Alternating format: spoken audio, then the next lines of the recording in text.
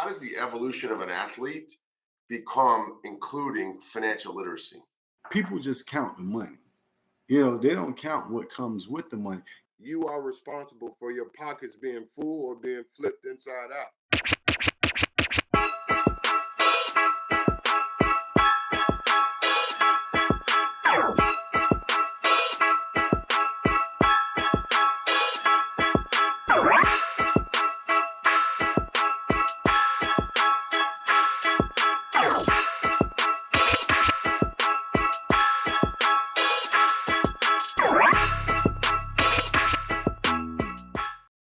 Hello, everybody, and welcome to Dollars and Cents. I'm Michael Bapis, head of sports and entertainment division at Rockefeller Capital Management, and I am joined by two Pro Bowlers, not only great football players from college to professional, but two really good guys that are making a difference in the world and want to continue to make a difference. So, Clinton Portis and Tommie Harris, thank you for being here. Also, thank you to Revel for the production and all the hard work they put in. And fellas, welcome here. So I want to turn it over to you guys. Just a quick intro. If you have any questions, anything you want to talk about it. Otherwise, we'll get right into it. Tommie Harris, former defensive tackle of the Chicago Bears, had a chance to go get our master's in business with Clinton Portis at the University of Miami. Just learning and growing, man, and just coming here to share what some of the things I've learned along my journey. Thank you for having me. Thank you for being here. Clinton Portis, former running back, University of Miami, Denver Broncos, Washington Redskins, and I'm here to just shed light on today's athlete, entertainer, and anyone else who's put in a position to come into money without the literacy. One of the main reasons we're all here is because we all have a passion for financial literacy and to help, the next generation and the next group of people coming on. So where did you each of you realize that, number one, you didn't have the financial literacy, and number two, my hell, I better get this quick. At what point did you start to say, this is actually important? Because I know you've spent your whole life from the time you could walk to the time you probably, let's say you got drafted, or let's say you were a very successful collegiate athlete. At what point did you realize this is important and I need to do more because I don't have the education I should have? I think you realize that, the moment you sign on the dotted line, my first check was 1.3 million, right? I was expecting to get 1.3 million. That's what I was looking forward to. That's what I had budgeted in my head, 1.3 million. When the Broncos handed me the check, it was 858,000. I told them, no, I signed for 1.3, and they kind of giggled like, yeah. And all of a sudden I look and I see the taxes that came out. And I'm like, this don't add up, At that very moment, I say the awareness was there that I needed financial literacy. I'm 20. I know nothing about taxes, state taxes, Medicaid, Medicare, any of this. All of these things that's on my check that I don't know who this person is. I wanted to meet Uncle Sam. I wanted to shake his hand and have a conversation with him about, I still haven't met him, So I wanted to meet Uncle Sam at the age of 20. Like, man, I need to talk to this person. But there is no Uncle Sam, it's the IRS, and with that coming, the next awareness was, well, man, you already took 500K for me. After the season, when it was time to do my taxes, they called for another 100,000. I said, oh no, I paid them. I think I paid too much. And they said, well, your game checks during the season, you didn't take enough. You didn't deduct enough. So here I am sitting with a few 100,000, and now I got to send another 100,000 off, and this is 1 year. This is what the 1 year. I got the check in June, July. I got the check in July, and this is what, February and March. I got to send out another 100,000. This wasn't a full calendar year. that you got my money. So at that very point is probably where the awareness, the light should have kicked on. Said, man, you don't know enough about this. So now you're trying to figure out who you trust, who's the lead, who's the advisor. This is where you go out and you get advisors. You start asking questions. You start figuring out. You budget for this ahead of time. I bought a house, I bought a car, and now you talking about sending you another 100K. Like, I was just getting ready to ball for the off season. I'm 20. I didn't know. Fortunately, I got another opportunity. And even with that opportunity, I still didn't know. How about you, Tommie?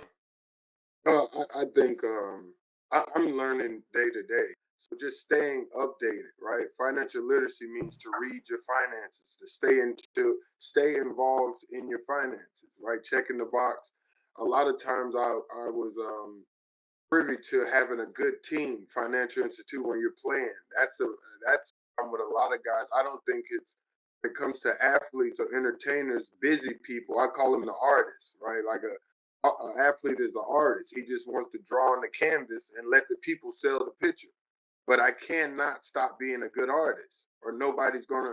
So we kind of get all involved into what we're doing, and we let other people handle it. But I feel like now that it's NIL, college has been sped up. I believe that young men have lost that. Uh, they've lost that naiveness or that would been there if you could. No one's going to feel sorry when you leave college bankrupt. They gave you so many years to have this money, and you should have had it out. So it's like just really telling the guys to get involved with finances. It took me probably after ball to really learn, because I thought I had it figured out till my whole financial institution left me. We stopped working together, and I had to start figuring a lot of things out on my own. And that's when I realized I didn't know a lot at all about what I was doing. Yeah, look, I mean, that's a great point because I feel like anybody that's really focused on their career and being successful in what they do, that they have blinders on, and that's pretty much what they're going after. And unfortunately or fortunately, we can argue about that, but today it's happening even younger and younger and younger. And I feel like regardless of your background or your education, if you're focused on making it something at a high level, you're not focused on that. I would just ask you one question. How does the evolution of an athlete become including financial literacy? I think institutions are doing a good job now in instilling these. There's a lot of great programs out. Drop any, but we can probably put them on email or something on the page after we're finished. But there's a lot of great institutions that are helping kids, apps that are getting them into um, early financial literacy, being familiar also with transactions, uh, how to do a trade, stocks, just keeping your spreadsheets lined up, just little fun games of getting you. I know my biggest thing was transactions. Right? Like I didn't know transactions because someone always did everything for me. I just make a phone call and it was done. It was done. So I think the whole thing is just really financial literacy to me, because that word is so broad. When I hear it, it's like going to church. Do you go to church? Yeah. What? There's a whole bunch of churches out there. Which I hope I'm going to the one that's going to heaven. And that's how you feel about your financial institution. What financial literacy am I doing all the right things in financial literacy? Am I leaving something out? So it's just coming for me to make it easy for me. Financial literacy is just giving a care about your economic value and what you're able to gain opposed to what you're able to spend. And it's starting to be more and more mature of being a steward over how much you bring in opposed to how much you put out. Right. You become a target. You're asked to trust people that you've never met. And that's for all of us. We look at the success stories. We look at the LeBron James, the Jay-Z, the Puffy, these guys, the Kevin Harts and all of that. You look at these guys now and you'd be like, oh man, they got it figured out. What about everybody else? Those four people got it figured out. What about it's a million people came through this game that have no clue.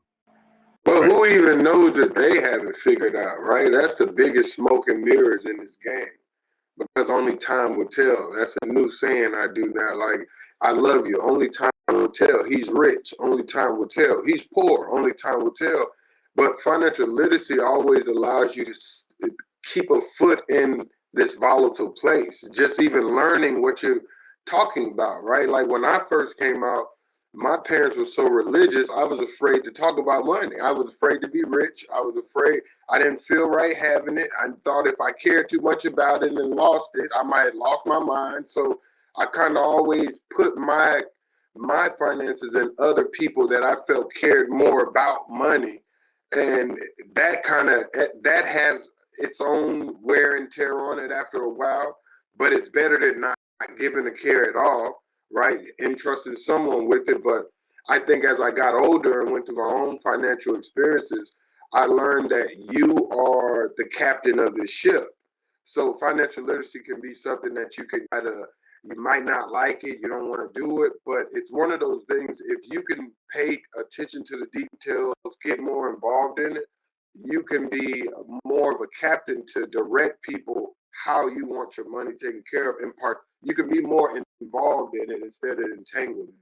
So look, I think one thing you mentioned last time that we should probably touch on is, and when we were talking earlier, is you mentioned that going with somebody who has made something in their lives and has made a little bit in their lives, rather than somebody that, if you go with them, whether it's, I don't know, whatever it may be, if you give them the money, that will make them. And you, I think it might have been you, Tommie, when we were talking. Sorry if it wasn't, but Yeah, you said go with somebody that has made it and has been successful, because they don't need you to succeed. They want to help you succeed. right. And but let me tell you the saddest thing about that, out of the 1.6% that makes it to the league, probably that six at 0.6 is probably who gets a chance to bank with the best banker. And the rest are going, like the way I pick my financial institution is I had 3 months to find a financial guy. I could not go ask my father because they didn't have that. I was first generation paying off debt, helping our family move into another generation. And I grew up great. My parents did a good job. But when you're moving into the million different zeros, that means zip codes are changing, bank accounts are changing. So I had an opportunity to do all that for my parents. And I had 3 months to get ready for the combine, get ready to start off. I knew I had a whole bunch of money coming in, so I had to have someone in place. All I did was, like most of us do, we asked one of the teammates that's already in the pros or went before you, hey, you happy with your financial guy? Is he a good dude? You like him? Okay, he's my guy. That's how mine was vetted out. I didn't really have time to sit down and either act like I knew what I was doing. I just went with someone I trusted, and that's how I got in my institution. And then along my journey, I didn't realize that you're paying that financial guy's salary.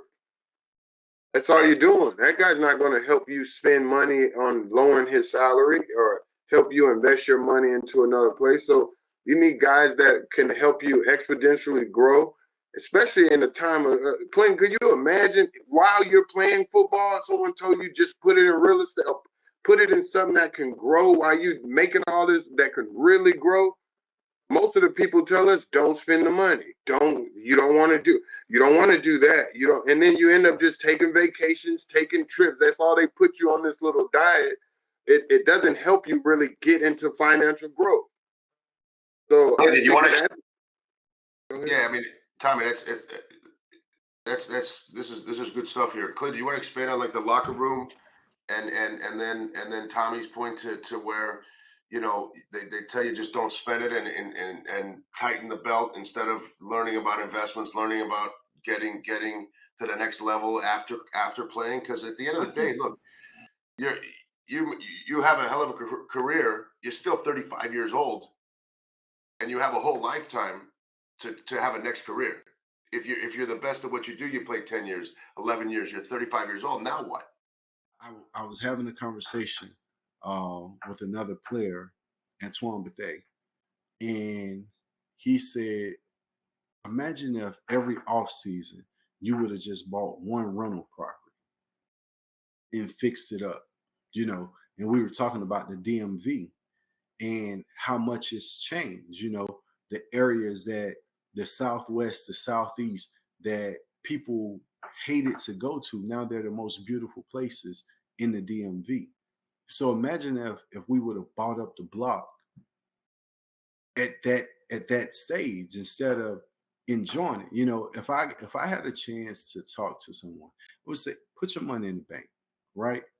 Put your money in the bank. Before you do anything, learn about it. Whether it's real estate, stock, anything, learn about it. When you're 100% comfortable of knowing what you're doing, then you go out and do it. But where we went wrong is we're listening to people that we're paying, right? We're your tab, and you're giving me advice to benefit you, not me, right? I think it became clear to me. I sat down at a table one time with Jeff Rubin, and he was gambling more than I was gambling. I said, shit, he got some paper, you know? And that's when stuff started to sink in. He like, well, his Benz look better than my Benz. He got the AMG. I just got the SL, And when it starts to make sense, you like, I know he got players, but how much he making off of me? Like, how much am I giving you? Where is this going? So when you get in the locker room, the time you hear this conversation is in the locker room is when guys are getting ready to invest, or when guys think they have something good. Everybody hype. They come in, they dapping each other up, and boy, we about to do it. Boy, it's on and pop. And either they're released, they're traded, they're gone before this coming to fruition. So the conversation that we often miss out on is, damn, this didn't work. We don't hear that. You don't get, the only time you hear about investments is in the beginning. I played with Mark Brunell, right? Everybody felt like Mark Brunell had it all figured out because of the franchises. Once Mark Brunell was removed from the locker room, you find out those franchises screwed Mark Brunell, right? In the locker room, Mark ain't never say, ACP, man, this franchise screwing me. This franchise ain't doing so well. I'm responsible for it. I'm the guarantor, right? I didn't know this in the locker room. I didn't know he had something going on. The same way in the locker room, no one knew I had something going on, not even me, right? The only thing I'm thinking is, shit, in 2013, 2014, boy, when this paper come and I retire, that's how I thought. I didn't realize I should have been getting an ROI. I didn't know. I didn't know I asked the Bears, could I buy 5% of the team? Like, could I put my new contract in the team? And they said no, so fast. Like, so I realized the system I was in was not trying to help me gain money. It's not like you would think every NFL team would have something to put you in. That's not your responsibility. And that's the part I want the young men to know. No one's going to feel sorry when it's over and your pockets are flipped inside out. It's very important that you take it serious and go do your due diligence. Ask a lot of questions. And the more money you have, the more questions there's not a person that shouldn't sit there to finish every question you got to ask behind the money. So, and then I'm learning now, Clinton to make every dollar my employee. Make it work. Find a way to put it to, that's just sitting there. Get rid of it. Turn that into something working and moving. So I think as you get older and you give a care, I think those things will start becoming more and more important. That happens when you get older, right? When we were younger, the only thing you thinking about is getting to the off season and living it up. That's what we thought about. Like everybody sugarcoats it like, man, I get to the off season and I'm going to check my account. I'm going to check my balance. Is the first day that we're released. I'm flying to check my balance. That's not what you're thinking. When the first day that you release, man, I'm trying to get to Vegas. I'm trying to get on a cruise. I'm trying to get somewhere and crank it up. I'm not trying to go check. I don't want to go and sit down and talk no finances. I just sent you $1 million. Like, send me 100,000 of it, and I'm about to go blow it. That's what you're thinking, But everybody sugarcoats it and put it as if, oh man, we've been having this financial conversation, and I was so up on game. No, you weren't. Like maybe today's generation, because of social media and exposure, and you get to hear all the pitfalls of life for a lot of people. But we weren't thinking this. Like we weren't thinking even in flipping houses, like, you know what, man, I'm finna go and flip this house and I can pull this money out and get me another house and do this, and all this stuff can pay for itself. You're steady going into your account. Like you don't understand that. Tommy, you can say something? No, I was just saying that's a part of, for me, I feel like that's a part of growth. Just learning that you like when me and Clinton first started, we had friends around us. We would go on places. And especially in our culture, when you make it, you want to take other people with you to experience. You don't want to just come back talking. You want to be able. Hey, we had a time last week.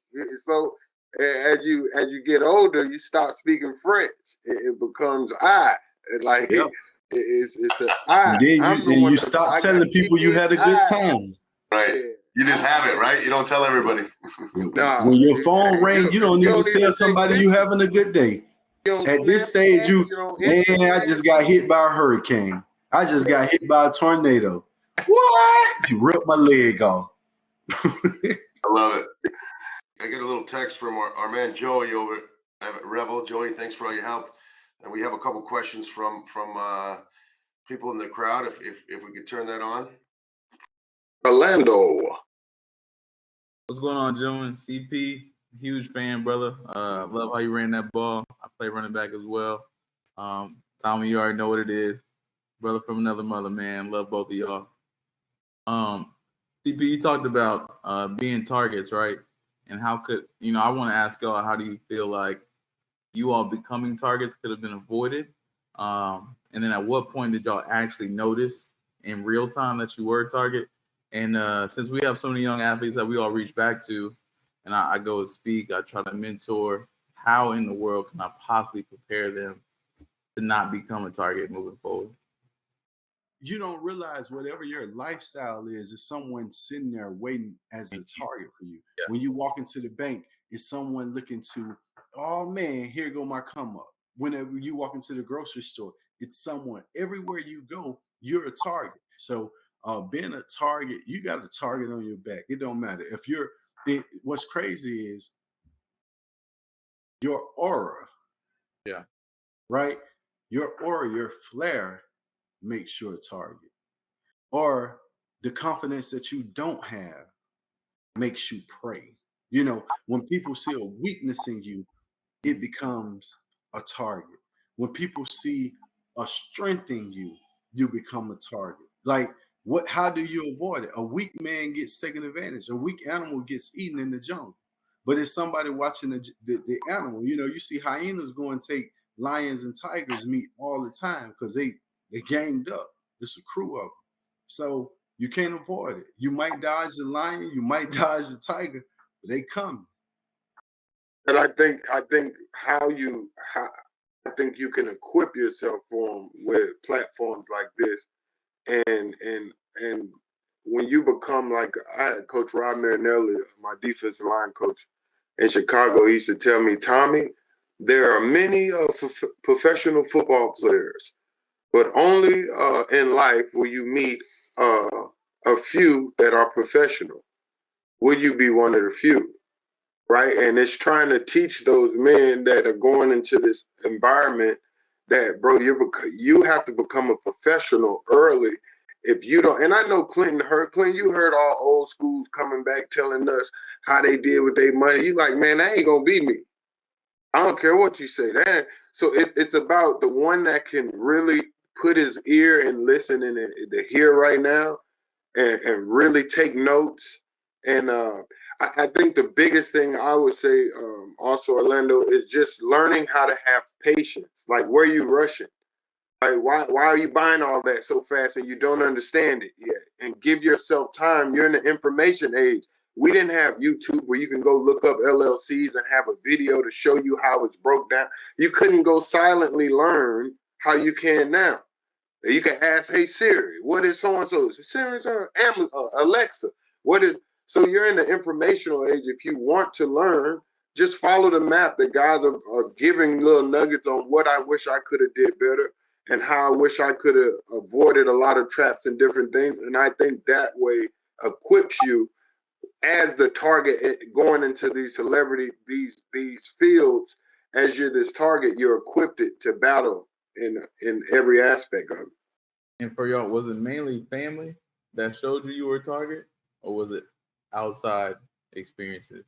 I think the biggest thing for me is I had to learn who I was, and that cost a lot of money and a lot of time and a lot of troubles and a lot of just. And I thank God after all of the different, and they're not finished, but I'm more equipped at this age than I could admit to myself and forgive myself because I was acting, trying to learn a new lifestyle that I didn't come from any of that stuff. So I get it, how guys can get fooled and taken and lied to, because you don't even know what they're talking about. You just want to be included and a part of this. But I think it is important as we're moving to this information age that each one does their due diligence in studying, and you are responsible at the end of the day. You are responsible for your pockets being full or being flipped inside out. Awesome. Orlando, thank you for the question. Thank you. Nice meeting you. All right, Joey, we got someone else coming on here. If you don't mind introducing yourself, a Mets fan. All right. But you're on mute. You're on mute. Do we have Ivy sound back? CP and Tommie, I can feel both of your passions for this subject just based on the last hour, and based on your firsthand experiences. Why is it important to you both to have these conversations? I feel like it's extremely important to me because I did not know that there were so many traps and so many potholes and see, when you're a first rounder, you kind of get this Mr. T kit to be successful, right? You get the best, you get the financial guy, you get a lot of stuff you never get a chance to do. And I learned after I finished playing, a lot of people disappear and you're stuck with all this stuff and you don't even know the names of half of it and where your money's in this bond or what is, like, you don't know all this stuff. And then it's also hard to admit you don't know when you're so good at a sport and you're so good at. So I think, like Clinton said, and what they were saying earlier about just being admitting that you don't know or this happened to me, I think that's the most important thing I can do to serve my younger guys that are following me or looking up to me, is to be transparent and be an open book, or not lead them, because I followed people that led me off cliff. Right at the end, I thought that was the guy. I looked up to him. He's a great athlete. He got to know. You see his jump shot, or man, that's so and so. He's successful. Just because you're a success at one thing does not make you successful. And I had to learn the only thing that makes you successful is learning about every aspect that you're in. You must learn about it. You have to. So me going through financial difficulty, it took me on a discovery to go get my MBA, to go into finance, to learn more and more about how this works, how the system works, that I can help the younger guys that come behind me.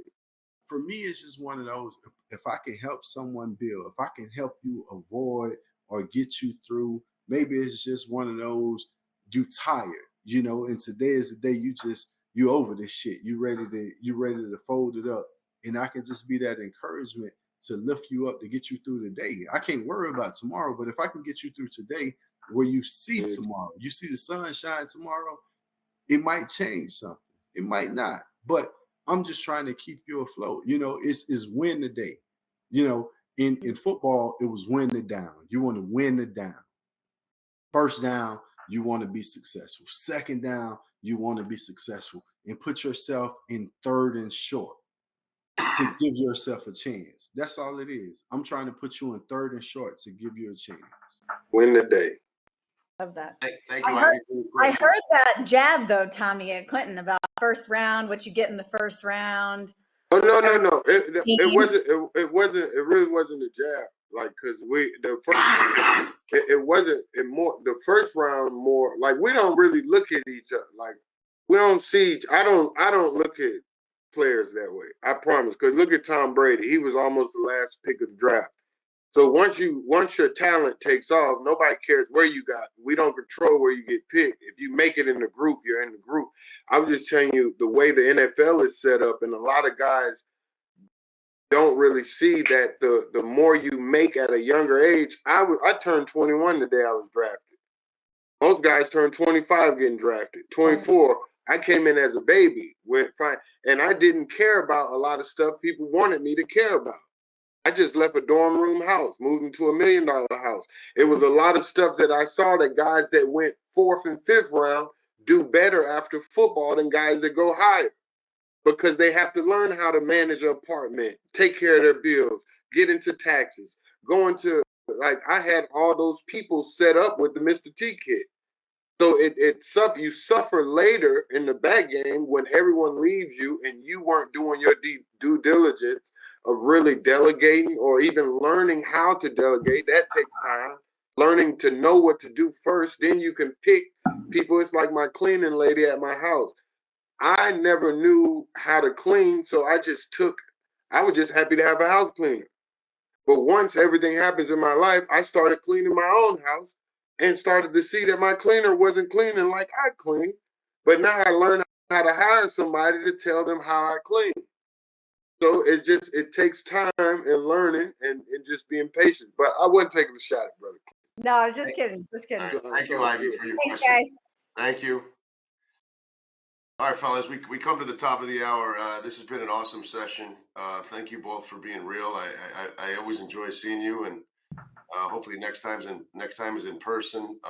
We will be doing another one of these. I'd like to thank the team at Revel and Christina on our team at Rockefeller. She helped put this together as well. And both of you, it's the best doing this. I think we're making an impact, and I think, for us to continue to do these and be a part of the solution, that's I would say, Tell a friend to tap in. right. Yes, sir. And then we're going to be talking about CEO corporate America, how they deal with their finances too on the next one. Done. Let's do it. All right. Later, guys. Thank you, boss. Thank you.